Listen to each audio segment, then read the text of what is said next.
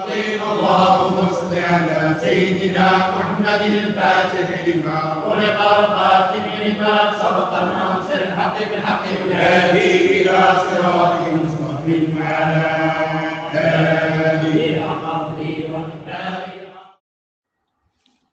السلام عليكم ورحمة الله وبركاته. بسم الله والحمد لله الصلاة والسلام على أشرف المرسلين وعلى آله وصحبه أجمعين أما بعد. اللهم صل على سيدنا محمد الفاتح لما أغلق والخاتم لما سبق ناصر الحق بالحق والهادي إلى صراطك المستقيم وعلى آله حق قدره ومقداره العظيم. അള്ളാഹുവിൻ്റെ അപാരമായ തൗഫീഖ് കൊണ്ട് ഇൻഷാ അല്ലാഹ് ഇന്നു മുതൽ അലിഫ് മുതൽ യാ വരെയുള്ള അക്ഷരങ്ങളിൽ ഒളിഞ്ഞുകിടക്കുന്ന രഹസ്യങ്ങളിലേക്ക് ഒരു വിരൽ ചൂണ്ടൽ നടത്തുകയാണ്. വിശാലമായി അതിനെക്കുറിച്ച് സംസാരിക്കാനുള്ള ഇൽമ് എൻ്റെ അടുക്കലില്ല. രണ്ട്, എനിക്കറിയുന്ന പൊരുളുകൾ പൂർണ്ണമായും ഒരു ഓഡിയോയിലൂടെ പറയാനും പറ്റൂല. ഇതിലെ കൂടുതലായും ചില കാര്യങ്ങൾ നമ്മൾ അനുഭവിച്ച് മനസ്സിലാക്കേണ്ട കാര്യങ്ങളാണ്. എന്നാലും അതിലേക്ക് ദാഹിക്കുന്ന ആളുകൾക്ക് ഒരു ചവിട്ടുപടി എന്ന രൂപത്തിൽ ഇൻഷാ അല്ലാഹ് ചില കാര്യങ്ങൾ പറയാൻ തീരുമാനിച്ചിരിക്കുന്നു. അല്ലാഹു സുബ്ഹാനഹു വ തആല വളരെ ഭംഗിയോടുകൂടെ കാര്യങ്ങൾ പറയാനും അതൊക്കെ ജീവിതത്തിൽ പകർത്താനും അല്ലാഹു സുബ്ഹാനഹു വ തആല നമുക്ക് തൗഫീഖ് ചെയ്യട്ടെ. അലിഫ് എന്ന് പറയുന്ന അക്ഷരം, അലിഫ് എന്ന് പറയുന്ന അക്ഷരം മനുഷ്യൻ്റെ രൂപത്തിലാണ്, അല്ലെങ്കിൽ മനുഷ്യൻ എന്നുള്ളത് അലിഫിൻ്റെ രൂപത്തിലാണ്. അല്ലാഹു സുബ്ഹാനഹു വ തആല തന്നെ അറിയാൻ വേണ്ടി തെരഞ്ഞെടുത്ത മനുഷ്യൻ, ആ മനുഷ്യനെ അല്ലാഹു സുബ്ഹാനഹു വ തആല സംവിധാനിച്ചത് അലിഫിൻ്റെ രൂപത്തിലാണ്. എന്ന് പറഞ്ഞാൽ അലിഫാകുന്ന അള്ളാഹുവിനെ പൂർണ്ണമായി അറിയാനും മനസ്സിലാക്കാനും മനുഷ്യന് മാത്രമേ കഴിയൂ. രണ്ട്, ഈ അലിഫ് എന്ന് പറയുന്ന അക്ഷരം, ആ അലിഫ് കൊണ്ടാണ് ബാക്കിയുള്ള ബാ മുതലുള്ള എല്ലാ അക്ഷരങ്ങളെയും അല്ലാഹു തആല സംവിധാനിച്ചിട്ടുള്ളത്. ആ അലിഫ് വളച്ചും തിരിച്ചുമാണ് ബാ ആണെങ്കിലും അതുപോലെ തന്നെ ത ആണെങ്കിലും യാ വരെയുള്ള അക്ഷരങ്ങളെ അല്ലാഹു സുബ്ഹാനഹു വ തആല സംവിധാനിച്ചിട്ടുള്ളത്. ലോകത്തെ ഏറ്റവും വലിയ അത്ഭുതം എന്ന് പറയുന്നത് മനുഷ്യനാണ്. അല്ലാഹു സുബ്ഹാനഹു വ തആല പരിശുദ്ധമായ ഖുർആനിൽ പറഞ്ഞല്ലോ, ലഖദ് ഖലഖ്നൽ ഇൻസാന ഫീ അഹ്സനി തഖ്വീം. മനുഷ്യരെ അല്ലാഹു സുബ്ഹാനഹു വ തആല ഏറ്റവും ചൊവ്വായ രൂപത്തിലാണ് പടച്ചത് എന്ന് പറഞ്ഞാൽ ആ രൂപത്തിൻ്റെ മഹത്വം മാത്രമല്ല, ആ മനുഷ്യൻ്റെ കോലത്തിനെയും കുറിച്ചാണ് അല്ലാഹു തആല പറയുന്നത്. അലിഫ് എന്ന് പറയുന്ന എല്ലാ രഹസ്യങ്ങളും അടങ്ങിയ ആ ഒരു ഹർഫിൻ്റെ രൂപത്തിലാണ് അല്ലാഹു സുബ്ഹാനഹു വ തആല മനുഷ്യരെ സംവിധാനിച്ചിട്ടുള്ളത്. ഇനി ഒരു മനുഷ്യനെ ഖബറിൽ കടത്തുമ്പോഴും ആ അലിഫിൻ്റെ രൂപത്തിലാണ് ഒരു മനുഷ്യനെ കടത്തേണ്ടത്. അല്ലാതെ ചുരുണ്ട് മടങ്ങിയിട്ടല്ലല്ലോ ഒരു മനുഷ്യനെ ഖബറിൽ കടത്തേണ്ടത്. ഇനി നമ്മൾ മനസ്സിലാക്കേണ്ടത്, മനുഷ്യൻ എന്ന് പറയുന്നത് ആലം കബീറാണ്. ലോകത്തുള്ള സർവ്വം മനുഷ്യനുണ്ട്. വീടുകളുണ്ട്, സമുദ്രങ്ങളുണ്ട്, 7 സമുദ്രങ്ങളുണ്ട്, 7 ആകാശങ്ങളുണ്ട്, 7 ഭൂമികളുണ്ട്. എല്ലാം അല്ലാഹു സുബ്ഹാനഹു വ തആല മനുഷ്യനിൽ ഫിറ്റ് ചെയ്തിട്ടുണ്ട്. ഈ അലിഫ് എന്ന് പറയുന്നത് അഹദിയത്തിൻ്റെ ചിഹ്നമാണ്. ബഹുമാനപ്പെട്ട സയ്യിദുന ആദം നബി അലൈഹിസ്സലാത്തു വസ്സലാമിനെ കുറിച്ച് പറഞ്ഞ സ്ഥലത്ത് കിതാബുകളിൽ കാണാൻ കഴിയും, ആദമിനെ ഖലഖല്ലാഹു ആദമ അലാ സൂറത്തിഹി, അല്ലാഹു തആല ആദമിനെ സൃഷ്ടിച്ചത് അലാ സൂറത്തിഹി, അവൻ്റെ രൂപത്തിലാണ്. അള്ളാഹുവിൻ്റെ രൂപത്തിലാണ് എന്ന് പറഞ്ഞാൽ അത് അലിഫിൻ്റെ രൂപത്തിലാണ്.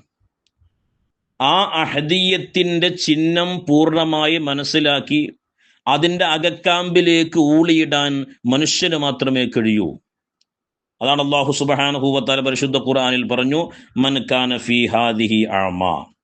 ആരെങ്കിലും ദുനിയാവിൽ കണ്ണു കുരുടനായി കഴിഞ്ഞാൽ, അന്ധനായി കഴിഞ്ഞാൽ, ഫഹുവ ഫിൽ ആഖിറത്തി അഅമ, അവൻ ആഖിറത്തിലും ആരാണ്? അന്ധനാണ്.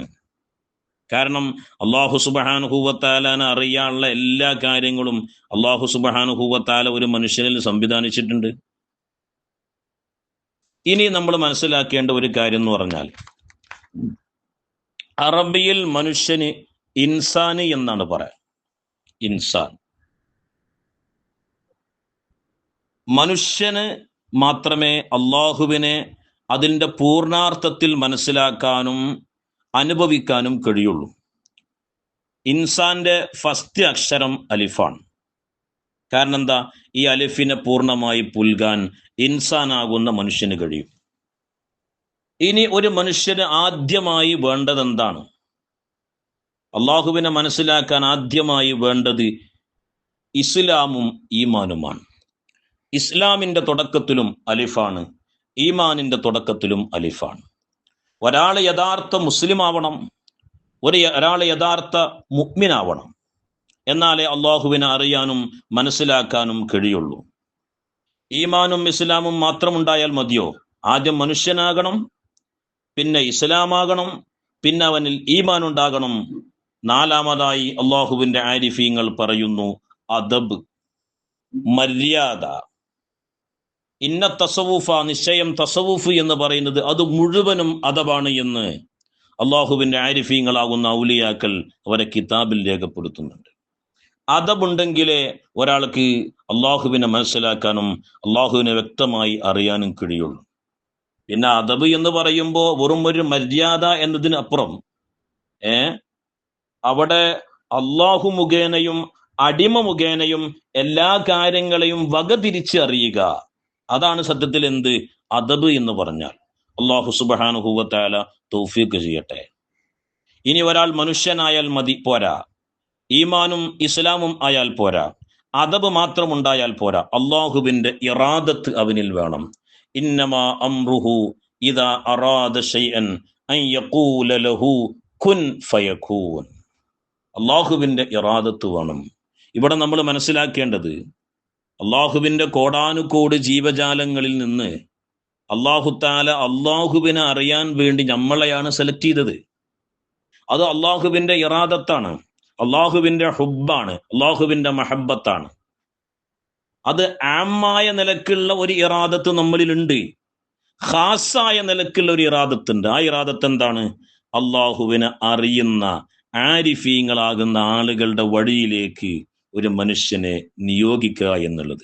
അപ്പൊ ഇറാദത്ത് എന്ന് പറയുന്നതും ഒരാൾക്ക് വേണം. അത് മാത്രമുണ്ടായാൽ പോരാ, ഇസ്ലാമും ഈമാനും ഇറാദത്തൊക്കെ കഴിഞ്ഞ് ഇഹ്സാനിന്റെ വഴിയിലേക്ക് ഒരു മനുഷ്യന് കടക്കണം. തിബ്ബ് തിബ്ബിൻ മിൻ തുബീബിൻ ഹാദികിൻ ദാ അൽ ഫുആദ് ത്വാലിബൻ തൂബാ ബി ത്വാബ ത്വാബ ലിൽ അബ്താലി താൽ.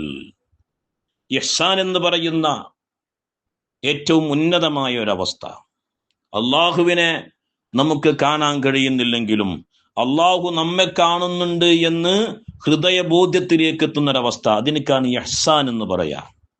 ആ ഇഹ്സാൻ എന്ന് പറയുന്ന ആ ഒരു തലത്തിലേക്ക് ഒരു മനുഷ്യനെത്തുമ്പോൾ അവന്റെ മുമ്പിലേക്ക് അള്ളാഹു സുബ്ഹാനഹു വ തആല അള്ളാഹുവിനെ അറിയാനുള്ള വെളിച്ചം, ഒരു ടോർച്ചടി അള്ളാഹു സുബ്ഹാനഹു വ തആല നൽകുകയാണ്. എങ്ങട്ടാണ് ആ ടോർച്ചടി ഉള്ളത്? അലിഫ് എന്ന് പറയുന്ന ആ ഒരു അള്ളാഹ് എന്ന് പറയുന്ന ജലാലത്തിന്റെ ഇസ്മിലേക്കാണ്. അള്ളാഹുവിന്റെ തുടക്കത്തിലും അലിഫുണ്ട്. ആ ജലാലത്തിന്റെ ഇസ്മിലേക്ക് അള്ളാഹു സുബ്ഹാനഹു വ തആല അവനക്ക് വഴി കാണിച്ചു കൊടുക്കുകയാണ്. ആ വഴി നേരെ എങ്ങോട്ടാണ് എത്തുന്നത്? അഹ്ദിയത്താകുന്ന അള്ളാഹുവിലേക്ക് അങ്ങ് എത്തുകയാണ്.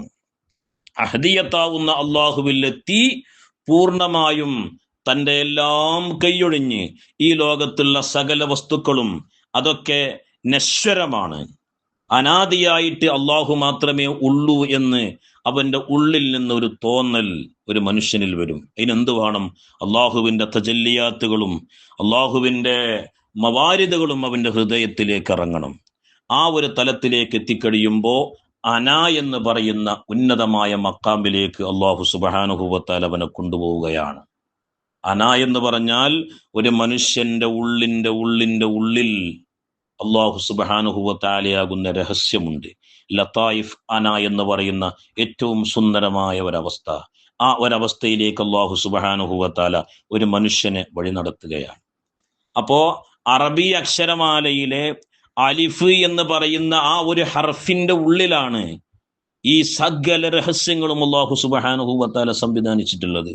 അപ്പോൾ ഒരാൾ പരിശുദ്ധ ഖുർആൻ എടുത്തുകൊണ്ട് ഖുർആൻ ഓതുമ്പോൾ അതിൽ എത്ര അലിഫുകളുണ്ടോ ആ അലിഫുകളൊക്കെ ഒരാൾ അള്ളാഹുവിന്റെ പൊരുൾ അറിഞ്ഞ വ്യക്തിയാണെങ്കിൽ ആ അലിഫുകളൊക്കെ അവനോട് സംസാരിക്കും.